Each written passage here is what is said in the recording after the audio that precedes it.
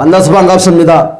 자, 오늘의 말씀은 의존적 삶을 버려라. 자, 마가복음 2장 1절에서 12절의 말씀을 중심을 가지고 함께 은혜를 나누고자 하겠습니다. 우리 주변에는 안타까운 현실을 벗어나지 못하고 살아가는 사람들이 무척 많이 있습니다. 특별히 태어나면서부터 장애를 지닌 사람들의 삶은 너무 힘들고 고달프다고 합니다. 예수님은 이 땅에 계시는 동안 이런 어려움을 겪는 사람들을 외면하지 않으시고 적극적으로 찾아가셔서 만나 주셨습니다. 예수님께서 가버나움에 다시 가셨다고 말씀을 합니다. 1절 후에 말씀 보니까 수일 후에 예수께서 다시 가버나움을 들어가시니 그랬습니다. 여기서 다시 가셨다는 말은 자주 가셨다는 의미도 있지만 일부러 목적을 가지고 가셨다는 의미가 더 강합니다. 예수님께서 가버나움에 도착하셔서 한 집을 중심으로 말씀을 증거하실 때 많은 사람들이 무척 많이 몰려왔습니다. 2절의 말씀에 보니까 많은 사람이 모여서 문 앞까지 들어설 자리가 없게 되었는데 예수께서 그들에게 도의 말씀을 전했다. 이때 한 중풍병자를 4사람이 메어서 예수님 앞에 나왔다고 했습니다. 하지만 그 사람들에게는 가로막혀 예수님 앞에 나갈 일이 아주 불가능한 일이었다고 합니다. 그러나 이들은 포기하지 않았고 예수님이 계신 집에 지붕을 뚫어내고 구멍을 낸 후에 들것을 메워서 그 중풍병자를 예수님 앞에 내려놓았다는 것입니다. 우리 같으면 어떻게 할까요? 이와 같은 목적을 가지고 갔는데 장애물이 있으면 우리 그 장애물을 제거하고 그 목적을 이루려고 할까요? 아니면 내일이라는 막연한 다시 내일로 미루고 그 일을 그 모습을 돌이킬까요? 사랑하는 여러분, 우리 앞에 이루고자 하는 선한 목적은 어떤 일이 있어도 돌파해서 그것을 이루시기를 주님의 이름으로 축복합니다. 어떻게 그럼 이런 일을 하려고 했을까? 사람들이 많으면 많은 사람은 돌아갔다고 했습니다. 한적한 시간에 다시 오면 되지. 그와 같은 생각을 가졌을 것입니다. 그러나 여러분, 이 집은 그 중풍병자의 집이 아니다는 것입니다. 남의 집에 지붕을 뚫는 것은 그 집을 무너뜨리는 것과 같은 것입니다. 주변 사람들이 또한 항의와 소동이 적지 않았을 것입니다. 큰 소리 아우성도 쳤을 것입니다. 이 중풍병자가 이 집을 수리하고 보상해 줄 만큼의 재산을 가지고 있었을까요? 그것은 모르겠습니다. 만일 여러분들이 그 자리에 있었다면 여러분들은 똑같은 일을 했을까요? 똑같이 도전했을까요? 똑같이 지붕을 뚫었을까요? 똑같이 돌파를 했을까요? 아닙니다. 했던 사람도 있겠지만 많은 사람들은 포기를 하고 말았을 것입니다. 오늘 24년도에도 우리 앞에 이와 같은 장애물들이 무수히 많이 있습니다. 그러나 우리는 뒤돌아서는 어리석은 자가 아니라 돌파해서 예수 앞에 나가시기를 주님의 이름으로 축복합니다.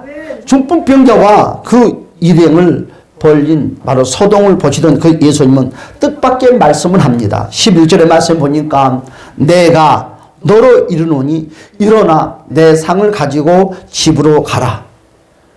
이 사람은 중풍병자입니다. 스스로 절대 일어날 수 없고 혼자서는 아무것도 할 수 없는 사람입니다. 그래서 4명의 친구들이 들것 그 침상에 메워서 겨우 예수님 앞에 왔다는 것입니다. 예수님도 이런 상황을 처음부터 다 보고 계셨다는 것입니다. 그런데 어찌 이런 자에게 일어나 자기의 침상을 들고 가라고 하셨을까요? 스스로 일어나는 것도 불가능한데 자기를 메어온 바로 침상 들것까지 들고 가라니 말도 안 되는 소리입니다. 이 상을 들고 가라는 예수님의 말씀을 들은 이 중풍병자는 순간 무슨 생각을 했을까요? 무슨 생각에 젖어들었을까요? 그리고 그를 메어온 그 4명의 친구들은 예수님의 말씀을 듣고 무슨 반응으로 표현을 했을까요? 정말로 이 사람들은 자기의 침상을 들고 일어날 수 있었을까요? 또한 돌아갔을까요? 예수님의 말씀은 능력입니다. 예수님께서 말씀하시면 안 되는 일이 없습니다. 예수님께서 이 사람의 상태를 잘 알고 계셨습니다. 그럼에도 내 상을 들고 가라고 말씀하신 것은 이 사람이 중풍병자라는 질병보다 먼저 일어나야 할 것이 있기 때문입니다. 할렐루야. 이 사람은 중풍병자라는 아주 큰 굴레에 갇혀 있는 사람입니다. 다른 사람들의 도움이 당연하게 여기는 의존적 삶을 살고 있고 의존적 삶에 젖어 있는 사람입니다. 예수님께서는 내 상을 들고 일어나 집으로 가라고 하신 것은 바로 의존적 삶에서 독립적 삶으로 일어나라는 표현의 말씀입니다. 12절은 이 사람이 일어나 자기 상을 들고 나갔습니다. 의존적 삶을 벗어버리고 독립적 삶으로 그는 일어났다는 것입니다. 그가 일어나 고침상을 가지고 모든 사람 앞에서 나아가거늘 그들이 다 놀라 하나님께 영광을 돌리며 이르되 우리가 이런 일을 도무지 보지 못하였다 하더라. 할렐루야. 어떻게 이런 일이 가능했을까요? 예수님의 말씀을 듣고 믿음으로 일어나는 행동을 함으로써 치유받았기 때문입니다. 할렐루야. 치유받지 못한 심령과 육체는 독립적 자립적 신앙과 삶은 불가능하다는 것입니다. 이런 내 상을 가지고 집으로 가라는 말은 의존적 삶에서 일어나라는 것입니다. 의존적 삶이란 무엇입니까? 4명의 친구들의 힘들게 했다는 것입니다.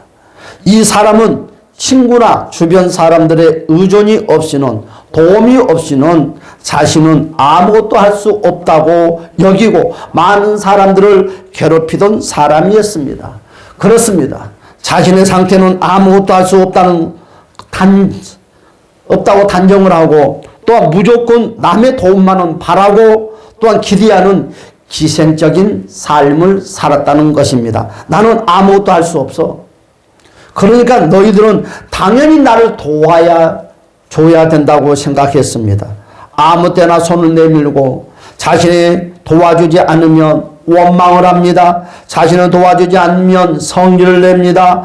자신을 도와주지 아니하면 자포자기를 합니다. 자기 주변을 괴롭히며 힘들게 살았습니다. 우리 주변에는 이런 사람들이 한둘이 아닙니다. 주변에 도움이 없으면 스스로는 아무것도 안 되는 사람은 일어나야 합니다. 할렐루야. 두 번째, 의존적 삶이란 무엇입니까? 남에게 자신을 위해 희생을 강요한다는 것입니다. 자신은 아무것도 할 수 없으면서 남에게는 희생을 강요하는 자였습니다. 나는 살아야 되겠으니 지붕이라도 뚫어서 살려달라는 요구하는 자였습니다. 남의 사정이나 형편은 안중에도 없었습니다. 무조건 자신만을 위해 달리는 아무에게 피해만 주는 자였습니다. 그런데 세 번째로 말씀 보니까 그 사람이 즉시 일어나 걸었다는 것입니다. 12절의 말씀이니까 그는 일어나 곧 침상을 가지고 모든 사람 앞에 나아갔다고 했습니다. 어떻게 이런 일이 가능했을까요? 그 얘기는 따라서 합시다. 결단이 있었기 때문이다. 할렐루야. 우리는 무슨 결단입니까? 여러분, 우리 오늘부터 자립신앙으로 일어나야겠다는 믿음의 결단, 오직 그 사람은 믿음으로 일어났다는 것을 주님의 이름으로 선포합니다. 그 결단대로 행동할 때 기적이 일어나는 것입니다. 그렇습니다. 이 사람이 일어나 자기 상을 들고 걸어간 것은요, 수술이나 약물을 복용하는 것이 아닙니다.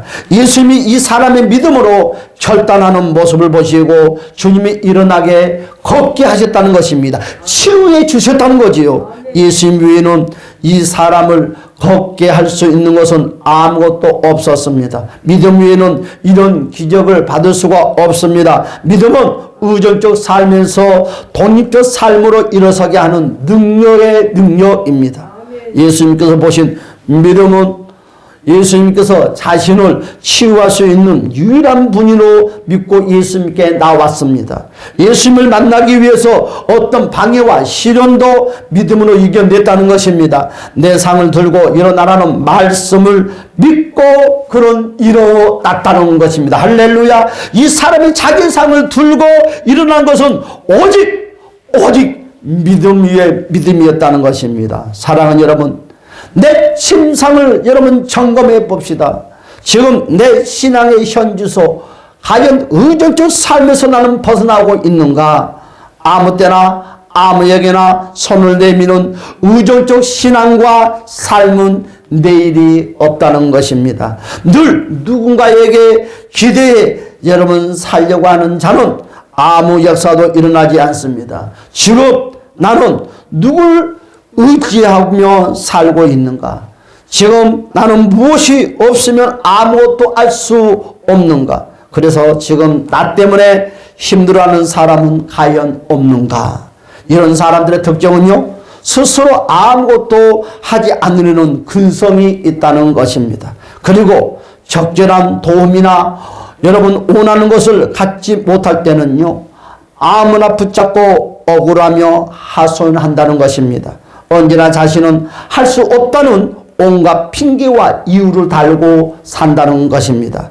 여러분, 의존적 삶과 신앙과 삶은 여러분 사람들의 대표적인 형상이 뭡니까? 남의 탓을 한다는 거죠.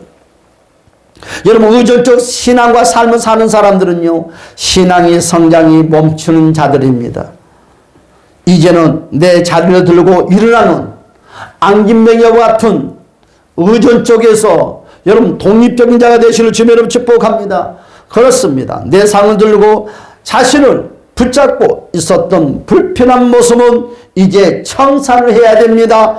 여러분, 자기의 묵은 십자가는 자기가 지면서 여러분 자립적인 신앙으로 일어나 걸어가야 한다는 것입니다. 여러분, 믿음으로 일어나서 걸읍시다. 할렐루야. 믿음으로 나가는 자를 막을 자는 아무도 없다는 것입니다. 자립에서 나눔으로 일어납시다. 여러분, 나는 연약하니까 나눠줄 것이 없는 것이 아니라 연약한 가운데서도 나눠주는 마음, 나눠주는 믿음, 결단이 필요합니다. 지금까지 받기만 하고 나누지 못했더라면 받은 만큼 나누어주는 저와 여러분의 삶을 삽시다. 내가 일어난 것은요, 나와 같이 주저앉은 다른 사람을 일으키라는 사명이라는 것입니다. 주저앉은 내가 다가서서 일으킨다면 여러분 더 많은 일들이 일어날 것입니다. 올해는 여러분 남은 시간에는 자립적 신앙으로 나도 살고 너도 살리는, 교회도 살리는 주인공이 되시길 주님의 이름으로 축복합니다. 우리 다 같이